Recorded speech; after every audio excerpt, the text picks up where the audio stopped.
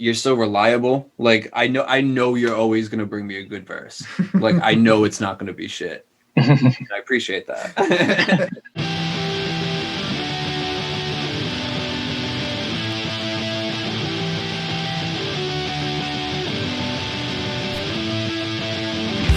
Hello and welcome to Where the Living Room Used to Be, a podcast about Rhode Island's music scene.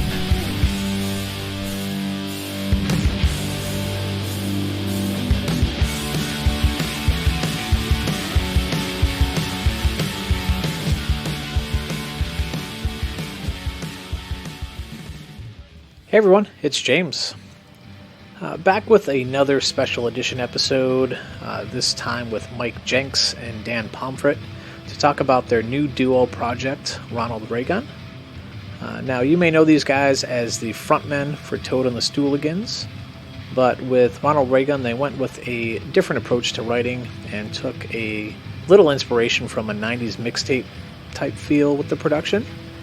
So we dive into all this in our interview, as well as learn a little bit more about both of their solo careers.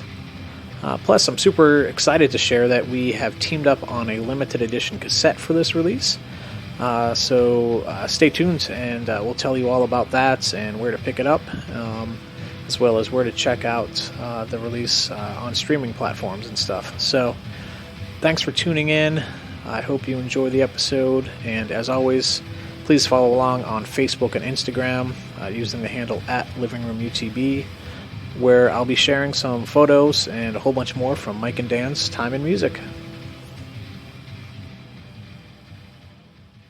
Mike and Dan, thank you for taking your time to talk. It's cool to reconnect with you, and talk about this new project, Ronald Raygun, that's be coming out real soon. Yeah. A lot of news about that. So funny to hear that aloud. Yeah? Yeah. I've just seen it in writing so many times. Here it said, it's like, oh yeah, it still is funny. Yeah. Thank you for having us, by the way. Really appreciate you. Cool. Yeah, so I mean, we connected last year. For those of you that are listening that don't know, Mike and Dan are, I guess we can call you guys the frontmen of Toad and the Stooligans. And Mike is Toad. Hey. So, check out that special edition episode about their latest full length, which is Jesus Juice, and is amazing as well. But so just as a refresher, I guess, you guys met 10, 12 years ago when you were working together, right? It was Yeah, I think we officially met in like 2008. Okay. Like, you would come around to Ace's house and like, I had met you. Yeah. I had seen you. I was doing delinquent shit for lack of a better term. Yeah. Yeah, it was just funny to see a guy so young doing such delinquent shit. It was like, oh, yeah, it is a party. There's a baby over there doing party things. But yeah, I was 14, you were what? 17, 18? 17, yeah, something like that. I always hung with like the older crowd, so okay. Yeah, we just I don't know, I feel like we were just like we weren't really like close for a while. We just knew we knew each other and we liked each other, but yeah. But it wasn't like yeah, we hit it off instantly best friends. No. It was just like we were kind of around each other for a while, and then I don't even know what the turning point was. I'd say like working together. Probably working together, because we both got our friend Kevin, who's actually in another band with me in the Morgana phase. Yeah. With me and a couple of other guys from Toad and the Stooligans. But anyway, he had a job at this little Armenian deli in Cranston. It's called Delicious. Such an Armenian name. Delicious is like that. It was like that. I never put that together. Is that really delicious? It's kind of yeah. All right. It's a play on words. So we were rappers and we were like, we gotta hit this place up for a job. Yeah, so like we were both friends with Kevin, because Kevin's friends with everybody, and we both needed a job at the same time. Came in, because all started working together, and it was just like the three of us had a really great time. Kevin didn't rap, but he sang, and so we'd listen to I remember listening to this NERD record a lot. Yeah. There's like this chorus. I was like, touch a girl, touch a girl, touch a girl. Classic NERD.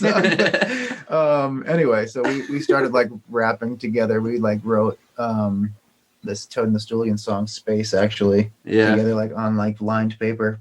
Mm-hmm. That's what it became. It became Space by Toad and the Stooligans. So, that's how we really got to start to making music together. Yeah.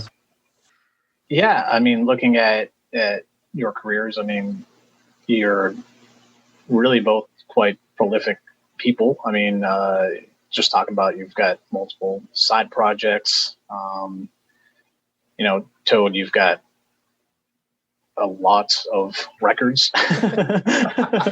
Yeah. And in a very short period of time as well. Yeah. Like twice as much in the vault. It's like it's the whole thing of like you can't stop moving. Like I know you feel the same way, so like you understand this, but like nothing ever feels like enough, and I don't think it's ever gonna feel like enough. So it's like, why not just keep stacking it and keep making music? Because it's either that or I don't know, doing some stupid shit. Like I'd rather just put my energy towards this. Yeah. No, it's definitely a good and positive and productive, you know, outlet. So, but yeah, I mean, you've done, I don't know, like several full lengths. You've got some EPs that you've done, and yeah, it seems like it's just been over like the last couple of years, right? So, yeah. Yeah. Can you talk, I guess, just a little bit about some of your solo work, Toad, and some of the, you know, inspiration behind some of that? I mean, I feel like it's, you know, probably pretty direct with, you know, Seasonal Depression series. Is that as direct as the title? Oh, absolutely. Yeah. Oh, yeah. That's just like, you know, just year round, like the weather, like the seasons are changing, but your headspace isn't. Like you're still kind of stuck in that same rut. Yeah. And like for a while, that's how I was kind of living and being, was just very negative and just not a good headspace. And I feel like it's actually kind of crazy because Dan, again, like he showed me, he's like, oh, you can get GarageBand on your phone. Okay. I didn't have a computer at the time, so I was like, cool, let's try that. So I just like, I'll never forget, I stayed up all night that night. Like I didn't sleep. I just like when you got GarageBands. Yeah, like just on my phone, I just was just playing with like loops and shit. And honestly, like I haven't stopped since that night. Like I just keep going. Yeah. It's crazy. It's fucking crazy.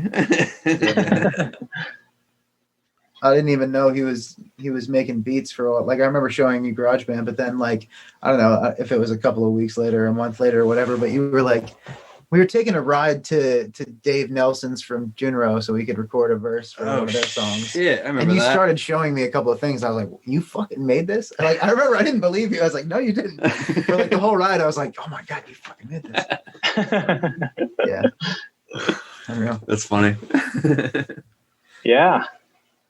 That's cool to hear, man. Yeah, it's just, again, I just can't stop moving. Yeah. It's like continuously, I have to be doing something always, no matter what it is. Like if I'm not working on music, I'm working at my other job. And it's just like, that's how it is. Just keep going. Yeah.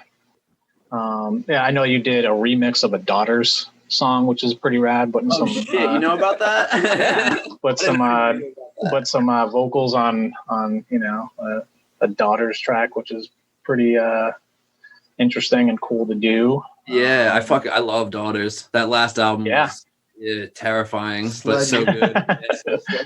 So good. Yeah.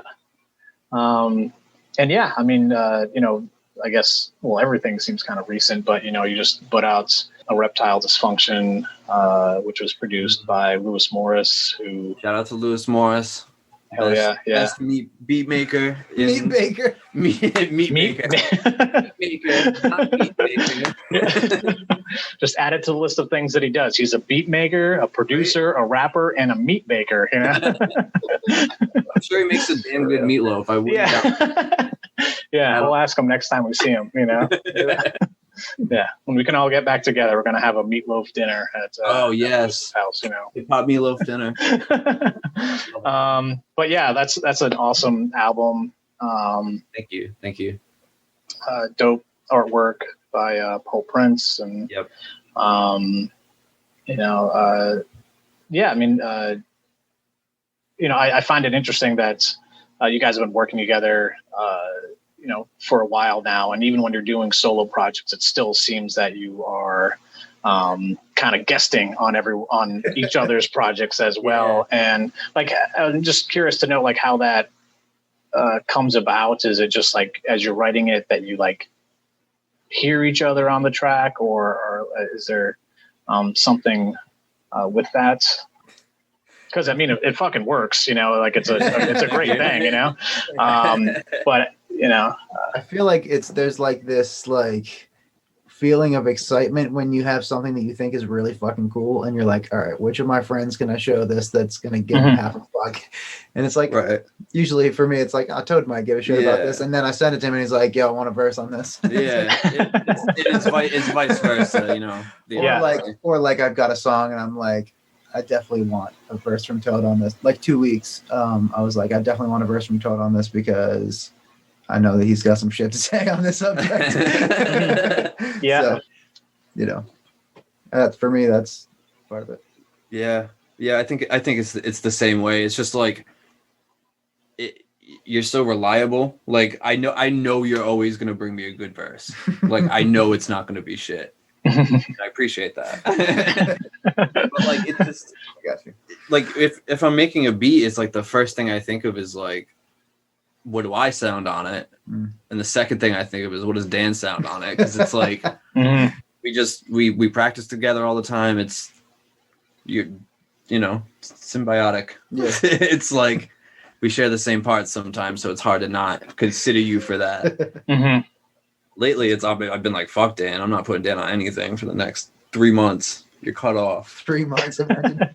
That's like 4 albums. Exactly. I was going to say that. I was going to say that's like 6 albums or something like that. So, yeah. And yeah, like most recently, you put out an EP, the Have a Nice Day EP. That's, from what I read, it's like a tribute to Mick Foley, correct? Yeah. The professional wrestler. Pretty loosely. Yeah. I'm a huge wrestling fan. Like I love wrestling. There's pictures behind me. Those are all wrestling pictures. Oh, right. Rad. I just like, I've always loved it since I was a kid. I don't think there's anything in the world like it. It's like, it's its own weird carnival thing. Like, I don't know how to describe it half the time, but like, I wanted to kind of put that part of my life into the music part of my life. Cause I haven't done that. And I think I was kind of scared of it being cheesy because wrestling, if it comes across the wrong way, sometimes it is like the wackest shit. And I don't want to represent wrestling that way because I love it so much. So I was like, how do I kind of toe the line here? And then that was the product of towing that line, I guess. I weave a web like tarantulas, throwing tantrums on a manuscript, leaving imprints in the earth like gargantuans, the bar standard set.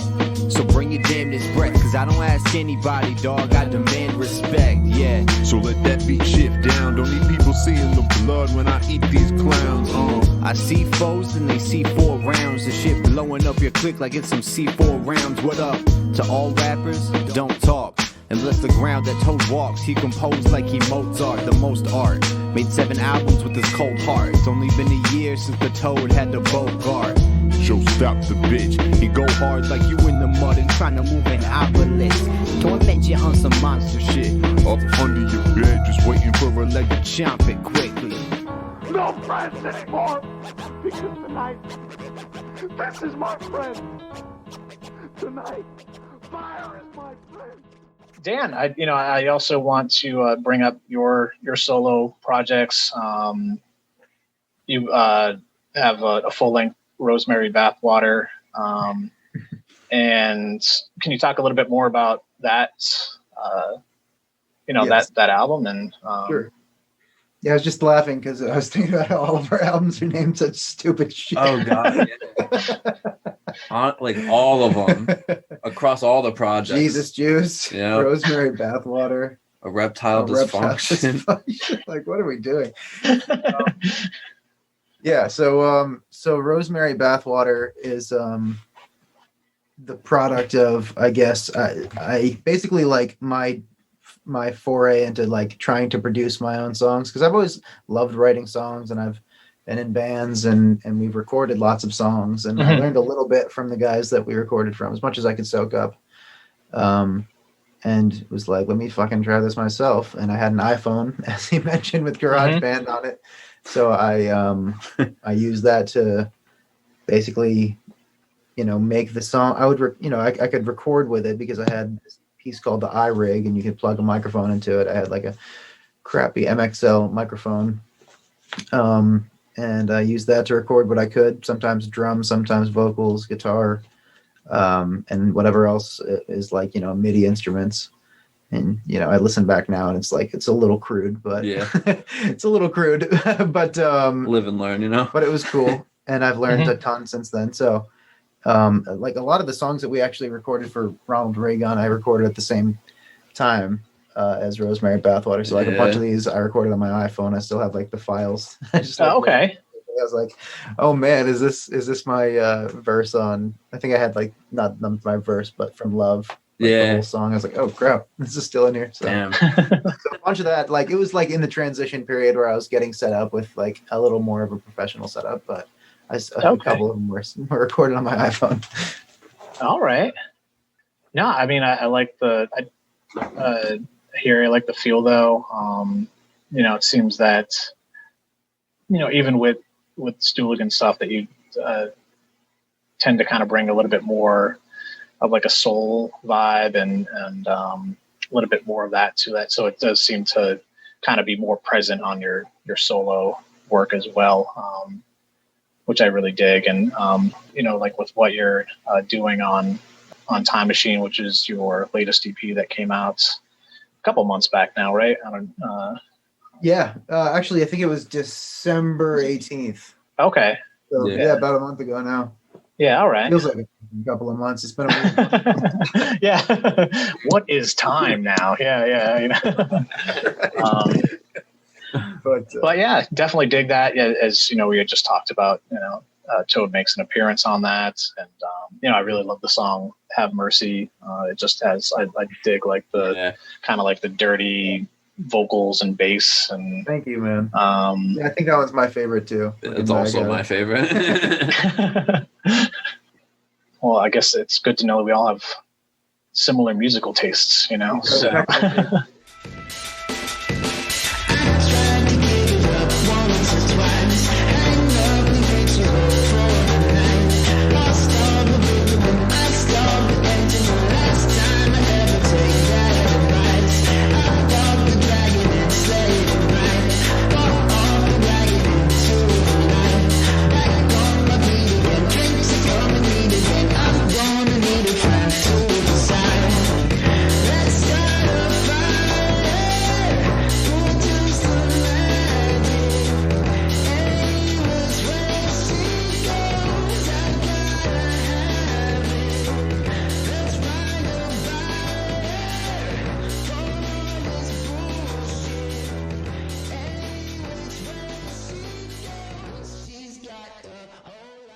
I think that that's a good way to transition to the Ronald Raygun project.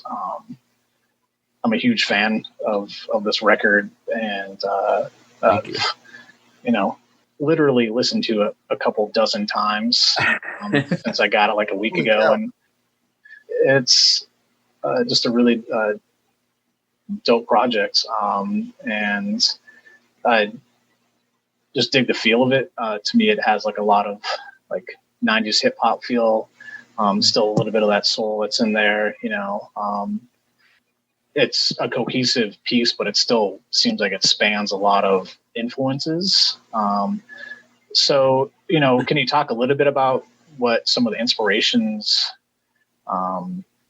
are, or like, was this looked, I mean, to me, kind of what I've gathered already, that it seems that it wasn't necessarily that you guys were like, we're going to write this project and we're going to do it, that it's kind of been pieced together a little bit over a span of time. Is that correct? Or Yeah, I would say it's pretty fair to. I mean, a few months. Yeah, at least like maybe 5 months or so. Yeah, okay. It got put on the back burner, I think, to a couple other things. Yeah. He was doing Time Machine, I was doing Reptile, so it was like that kind of got pushed back a little bit. Okay. From other stuff, but like I think just like stylistically, we were just. I mean, we were doing Rosemary. And I was doing that thing again where I was like, I need to continue. Like, this isn't enough. Working on this huge project. Like, let me take another one on. And yeah. I just had all these beats kind of like piling up and piling up and piling up. And I was like, all right, I need to do something with these because these are good. Like, these are some good beats. I like these. And like, I went back and revisited them, and I was like, oh shit, I still like them. Okay, this is a good sign. Like, yeah.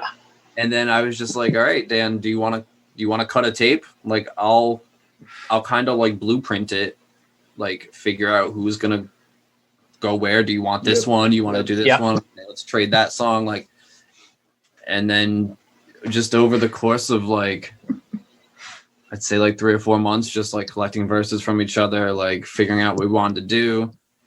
We got really stuck on like the last song for some reason. That took forever. Yeah, it did. We had like the whole thing done, and then this like the last song we were working on, we just couldn't figure out what the hell we wanted to do with it. We wanted to do something a little different with it, and just like block test for a minute. Yeah, and we were like working on other shit too. So right, but I mean, we got through it. But I think like overall, I personally wanted to go for like a physical mixtape vibe, like okay, the type of shit that like you would like you said, that 90s hip hop, like listen to it on Stretch and Bobbito and like cut it to a tape and like keep that shit, because you're not going to hear that shit anywhere else. Like, yeah. It's crazy how everything turned out. But like, it's just like, yeah, that's like stylistically what I was going for. So that's awesome that you caught on to that, because exactly what I wanted. Nice. Yeah. So you did all the production, Toad, on this, or? Okay. Awesome. Yeah, I feel like Toad does this all the time, but he just like hit me up in a text and he was like, hey, check out this folder full of like it's like, yeah, I'll just take care of that this morning. Like, what the fuck? Yeah, you got 3 hours. Yeah, right. Yeah, it's not like, hey, I've been working on okay. Yeah. I feel like there's probably like another 2 folders of stuff you've sent me that we haven't even worked on yet. But anyway. There is. There's Dan Beats 1 and Dan Beats 2. That's right, yes. Yeah. We'll get there. But yeah, I don't like all the production is Toad. And I think you did a lot of record ripping. Yeah, most of that was vinyl. Like almost all of that was vinyl. Okay. Like from where, or from what side? So the place I work at, we have a ton of vinyl in the library. Uh-huh. And I took most of it home to chop it. Yep. Yeah. But like what stuff were you just like what stuff were you taking the samples from and stuff? Random shit, like old soul records, like a lot of like beaten up records. Like if you listen to like the actual like recordings of the sample, like they're not the best, but it kind of works with like the vibe we're going for. Yeah. But like I'll sample anything. Like I don't care where it's coming from, as long as it sounds like decent and it's something I can manipulate, you know? Mm-hmm. But yeah, like anywhere, literally anywhere. It doesn't matter. Awesome. You know, to me, some of the songs kind of have, like, I guess like Chuck was a little bit reminiscent of like a Fugees track in a sense. Like it kind of has this like, and you know, but then Overlook also to me had a little bit more of like a West Coast like Dr. Dre kind of vibe. So it's cool, like just kind of seeing that stuff. And I'm sure that you're probably coming from a different, you know, maybe perspective, but you know, to me as a, you know, as the listener of this, it just has that, that feel. And it is kind of hitting on a little bit of that nostalgia, like that new nostalgia type feel of listening to music then and listening to music on tapes and shit like that, So, I mean, as you guys know, as any listener out there knows, the drummer in me is hard to not pick up on this, but I just am really into the variation of drum sounds that you've used on this. Thank you. Even just kind of like the layering of some of the drum sounds. So it's there's some tracks with like two drums, like two full drum samples on the more acoustic sound, and then you're dropping like electronic sped up beats on it. That's super interesting. And kind of also with that, hearing some of more like fast rap, quick beat kind of stuff, which is super fun to listen to as well. Just the sounds, there's, orchestral strings on Anomaly that, just the layering of that, the feel of that. It's just a really well done album. It's really well done, like mixtape, that it's spanning a lot of stuff. It kind of, it's a really interesting record from my point of view. And then it's also just a fun record to listen to. I've been finding myself connecting with certain parts that I get pumped when it's coming up, it's like one of those records. I don't know if you guys have that, but I'm waiting for that next hook to come in. I know the next track. New clothes and my socks white. You froze at the stoplight. Who knows if it's got light? Throw me up on my two phones on a hot night. You trophy and spotlight. Everything in the whole world gonna be alright. Dance to the blues in the spotlight. Got a screw loose, but tonight, man, it's on tight. It's my life and I'm living it in the mid. I'm in the middle of giving it up for some progress. Spill a little bit of liquor on the prom dress. In my best tux and best bucks in the right vibe, yes. Right time to bless the table with the video, honey now. Run the beat back in the backseat, relax and don't you worry about the money now.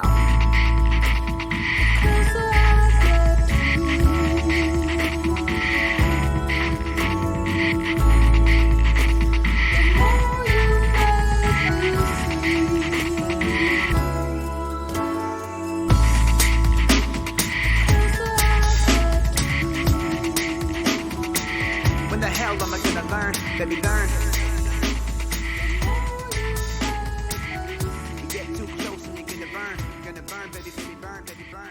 I do want to talk about, working together and how this was, similar, but also, if it was any different than your work together with Toad and the Stooligans.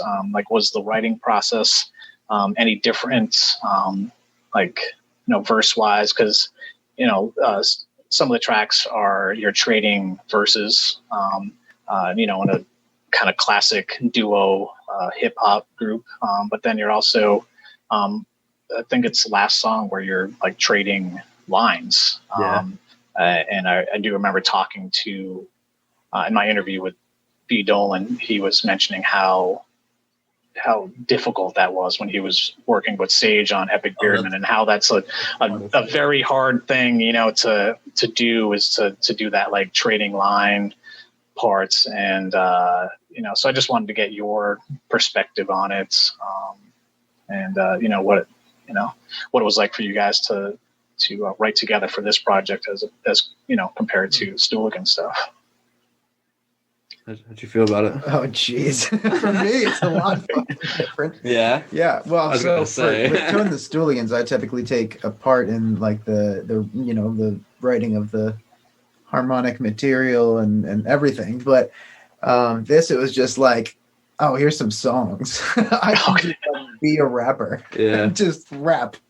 And you throw the beat to me, and if you have an idea for what this song's about, tell me, and let's work it out. Yeah. Let's put some bars on it. Yeah, so we're both pretty open to everything. Yeah. So it's if it sounds good, we're gonna go with it. If it doesn't sound good, we're not gonna go with it. That's kind of where we're at writing process wise. Yeah. For me, it's Stooligans that's a whole nother animal. I mean, we're running one idea by like 5 different people.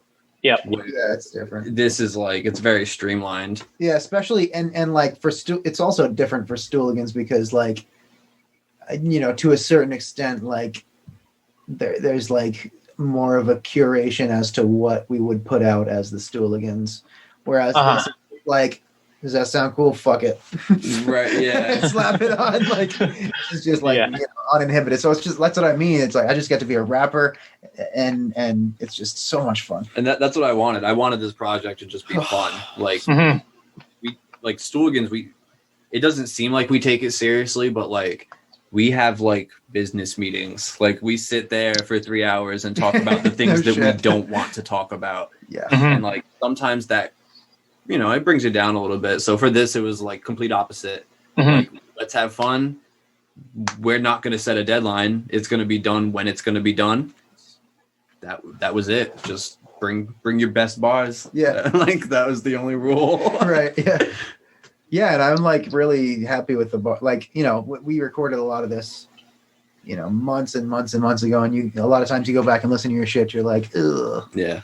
That wasn't quite as slick as I remember. Right. Oh, okay. This was like this pretty much holds up. Yeah. Like, I was pretty happy. Yeah. Pretty happy. I'm my own worst critic, so to go back and hear it, I was like, oh wow, that's still kind of good. Cool. Let's go with that. Now before I hate it. Like yeah. As far as like trading bars back and forth, like B. Dolan's totally right. That's tough to do. Yeah.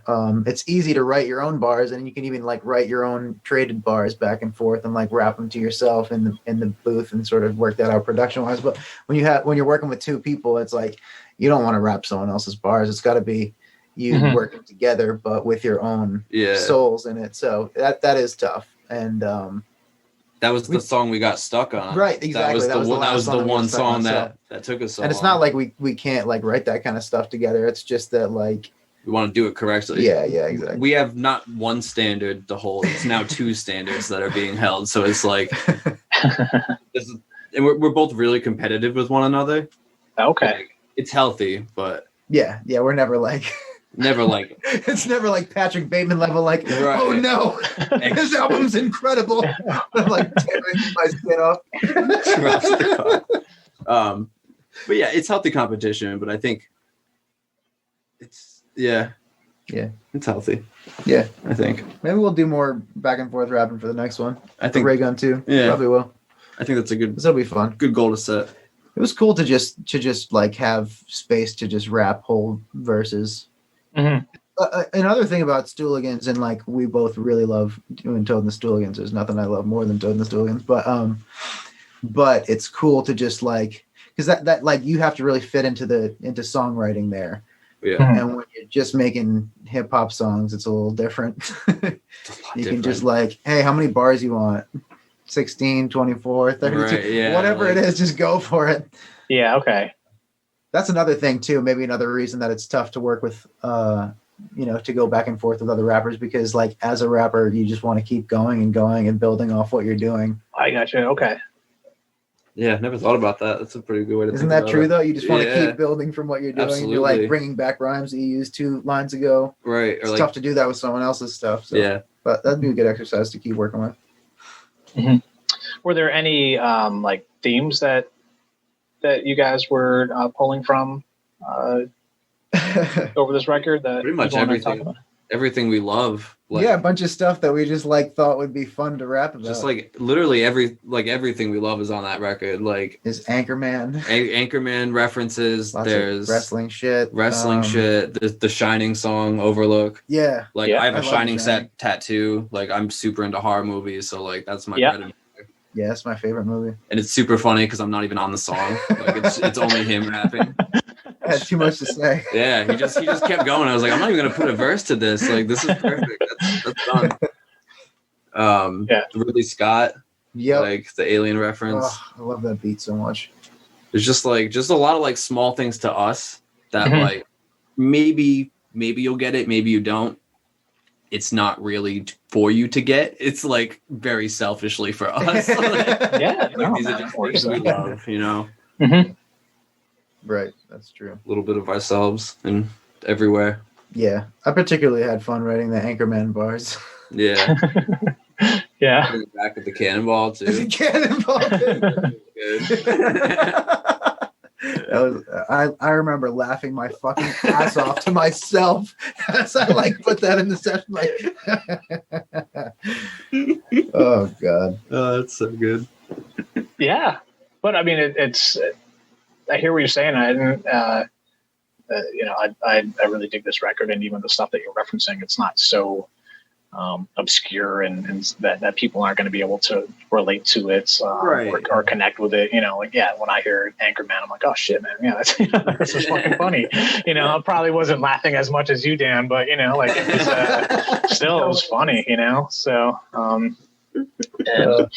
yeah. But yeah, where can people check out this record and where can they get it? It's going to be up on Spotify and all music. Title Deezer. Amazon. Deezer is my favorite one because I have no idea what it is. What Deezer is. All right.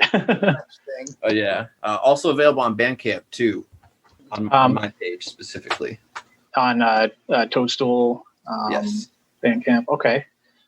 Cool. And we're talking about this mixtape, talking about tapes and kind of the nostalgia of that. So, excited to share that this is also going to come out on a limited edition cassette. Yeah. We've connected on doing this. It's going to be 25 copies. It's going to be something cool. It's red shell cassettes, hand stamped, with vellum covers, which, kind of see through. And so I'll have some of those on my Bandcamp, which is livingroomutb.bandcamp.com. And, money's going to go to you guys. So this is just something to, help get some, hopefully some support to musicians here locally and also just, support, physical media as well. So if you're a tape head like I am, don't sleep on this at all. Hopefully these sell out quick. And just want to thank you guys for partnering on putting out this tape together. Thank you for really. partnering with us. I mean, can't thank you enough. Yeah, honestly, like just from like aesthetic wise to this project to like everything, like you've been a huge help to this. So thank you tremendously. And not just to us, but to everyone in the scene. You're a real treasure around here. We appreciate you. Yeah, absolutely. Well, thank you. I'm trying. Appreciate that. But yeah, it's been fun to put these tapes together. And hopefully people pick them up and can support you guys and, support the next project that's where the living room used to be can work on. So, is there any other stuff that you guys want to talk about with this project or about anything else at all, or shout out anything else that's coming up? I mean, anything else you want to tease out there real quick before? I think we got a single coming out in like 2 weeks, but I'm not exactly too sure. I have no idea anymore. He's got a single coming out in 2 weeks. Yeah, sometime soon. I don't remember. It's relatively soon. Singles coming out. People should probably check out our Instagram pages. Yes. I'm Dan from both bands. He's LL Stool J. Yes. We put out all kinds of shit. I do these like acapella style videos that are just like a bunch of different squares of me singing shit that people seem to really like. So if you like that kind of stuff, check me out. Check out LL Stool J if you like dirty bars and dirty beats and pictures of cats. Yeah, mostly cats, honestly. Yeah, I heard that's pretty popular on the internet. Yeah, believe it or not. Would have thought it. Yeah. Perfect. Well, I'll call you guys Ronald Raygun. Toad and Dan, thank you so much for taking the time to talk. Everyone check out their release February 12th. Watch for a pre-sale on these cassettes February 5th on Bandcamp. And yeah, follow the podcast page at Living Room UTB on Instagram where we find out more about that. And yeah, thanks guys. Sure we'll be talking again soon at some point. So. Oh yeah, thanks so much, man. We appreciate you. We really do. I rock a show like it's the last one I'll ever be playing. I'll cop a scope and leave you hopeless with heavenly praying. I'll rock the boat until the waves crash and the levee is breaking. I'll drop a foe and leave them broken. Chevy chasing his paper. Rap game BTK. Bound up to the music, you should see me play. Probably torturing subordinates, a clean decay, then kill you off in accordance of the scene he makes in his head. I'm in my mind, I'm in my life. I got these rhymes up in my sight. I'm in my mind, I'm in my life. I got these rhymes up in my sight now. Sight, line, white lines in the system under your right. Fine, in addition a little white wine. Inhibitions in the night time. Life's prime, and addiction that never bites. I'm in the position at the right time. In the wrong place, getting it from all ways when the flows from the pipeline. Go from a right rhyme to a blood spitter on the birds with the urge for a victim. Murdered and kicked them, served them a sermon and licked them. Yeah, I had demons, but I learned to evict them. Earned them, but then I spurned them. And yes, I burned, but then I returned them after a victim. Licked them like it's stamping and I mailed it out. Yeah, buddy, who's a failure now? I'm in my mind, I'm in my life. I got these rhymes up in my sight. I'm in my mind, I'm in my life. I got these rhymes up in my sight now.